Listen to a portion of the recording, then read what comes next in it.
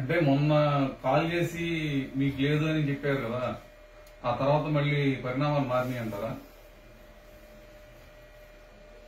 Enquiry చేసుకున్నారు. ఇక్కడ ఎవరు బాగా ఇది ఉన్నారో పార్టీ నిర్ణయించుకుంది, దాని ప్రకారమే నిర్ణయం వస్తుందని నేను భావిస్తాను. ఒకవేళ సపోజ్ మీరు కాకుండా వేరే వాళ్ళు ఎవరు ఇస్తే వాళ్ళకి సపోర్ట్ చేస్తారా, లేకపోతే ఏంటి మీ భవిష్యత్ కార్యాచరణ? పూర్ణ గారు కాంట్రవర్షియల్ గా అవుతుంది. ఇంకా అంటే మొదలు చెప్పింది వంశీ గారితో పడాల నాని గారితో, అది కేవలం ప్రచారమైనా అలాంటి దాని గతంలో ఏమైనా జరిగిందా సార్? అంటే దృష్టిలో పెట్టినా టికెట్ ఇవ్వలేదని అనుకుంటున్నాను. నేను ఎమ్మెల్యేగా ఉన్నప్పుడు బోండా అమ్మ, వల్లభనేని వంశీ, బోడే ప్రసాద్ ముగ్గురు ఒక బెంచ్ లో కూర్చునే వాళ్ళం, స్నేహితులుగా ఉన్నాం. ఏ రోజైతే పార్టీ మారే ముందు రోజు కూడా చింతనేని ప్రభాకర్ జైల్లో ఉంటే పరామర్శించడానికి వెళ్ళినప్పుడు కూడా వల్లభనేని వంశీ అన్నం తినేవాడు ఎవడో కూడా ఆ పార్టీలో వైసీపీలో చేరాడని చెప్పి మేమందరం కూడా ఆ ప్రెస్ మీట్ లో ఉన్నాం. అతను వెళ్ళిపోయాడు. ఆ రోజు నుంచి బోండా నేను అతనితో ఏ రోజు కూడా ఫోన్ లో మాట్లాడతాం గానీ, కలిసి కూర్చోవటం గానీ, ఈ పార్టీలో వచ్చి ఏ మనిషి అయినా చూశాడా ఎక్కడైనా? దమ్ముంటే చెప్పమను. నేను పిల్లల మీద ప్రమాణం చేసి చెప్పా కదా.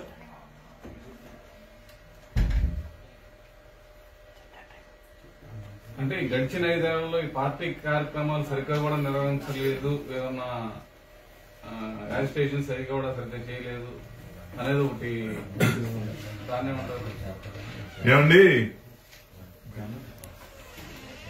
యువగలం పాదయాత్ర రాష్ట్రంలో చరిత్ర సృష్టించాం. అర్ధరాత్రి 3:30 వరకు కూడా ఇసుక ఇస్తే రాలేదు. పసి పిల్లలతో సహా రోడ్ల మీదకి తీసుకురాగలిగాం మేము ఆ రోజున. నేను యూనివర్సల్ స్టూడియోలో ఒక కార్నివాల్ చూశా. ఈ కార్నివాల్ లాగా లోకేష్ బాబు గారి పాదయాత్ర చేస్తే ఎలా ఉంటుంది అనే ఆలోచనతోటి అక్కడి నుంచి చివరి వరకు కూడా ఒక కార్నివాల్ లాగా సక్సెస్ అయ్యే విధంగా అనేక మంది కళాకారులను గాని, లేకపోతే అన్ని రకాల స్క్రీన్స్ గాని, టెక్నాలజీ గాని అన్ని వాడి ఆ ప్రోగ్రామ్ సక్సెస్ అయ్యే విధంగా చేశాను నేను. ఇది విజయవంతం కాదా? ఈ రాష్ట్రానికి ఇదేం కర్మ అని చెప్పి స్టేట్ పార్టీలో పిలుపునిస్తే అక్కడి నుంచి ఫోన్ చేసి ఇదేమి కర్మ మా పెనమలూరికి అని చెప్పి అమలకూరు బ్రిడ్జి దగ్గర నేను ధర్నా చేసిన కార్యక్రమం రాష్ట్ర వ్యాప్తంగా సంచలనం సృష్టించలేదా? చంద్రబాబు నాయుడు గారు మచిలీపట్నంలో ప్రోగ్రాం పెడితే చంద్రబాబు నాయుడు గారికి వెళ్తున్నారు, స్వాగతం పలకండి అని అంటే అక్కడ 7ంటికి మచిలీపట్నం వెళ్లాల్సి వస్తే నా నియోజకవర్గం మధ్యాహ్నం 3 గంటలకు ప్రారంభమైన రోడ్ షో రాత్రి 9 గంటల వరకు పారింగ్లో పెనమలూరు నియోజకవర్గంలో నడిచింది. విజయవంతం కాదా? చంద్రబాబు నాయుడు గారిని జైల్లో పెడితే ఈ జిల్లాలో నిరాహార దీక్ష చేసి పోరాడిన వ్యక్తిని నేను కాదా?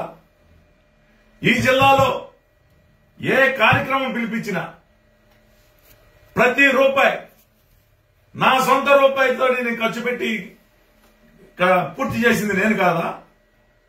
నేను ఇతరుల సంగతి మాట్లాడుతున్నా. ఎవరి దగ్గర కూడా ఒక్క రూపాయి అడుక్కోకుండా నేను కష్టపడి సంపాదించిన డబ్బులతోటి ఆ కార్యక్రమాలన్నీ కూడా నేను విజయవంతం చేశా. ఎవరైనా నాకేమన్నా సాయం చేశారో అడగండి.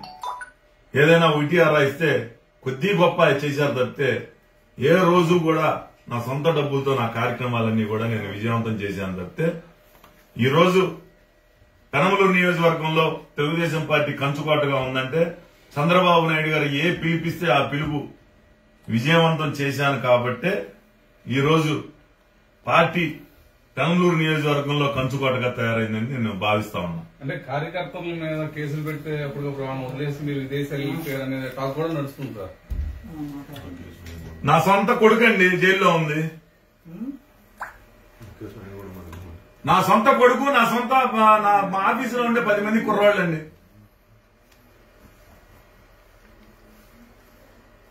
ఇంకా అంతకన్నా ఏ సమాధానం చెప్పనండి నేను.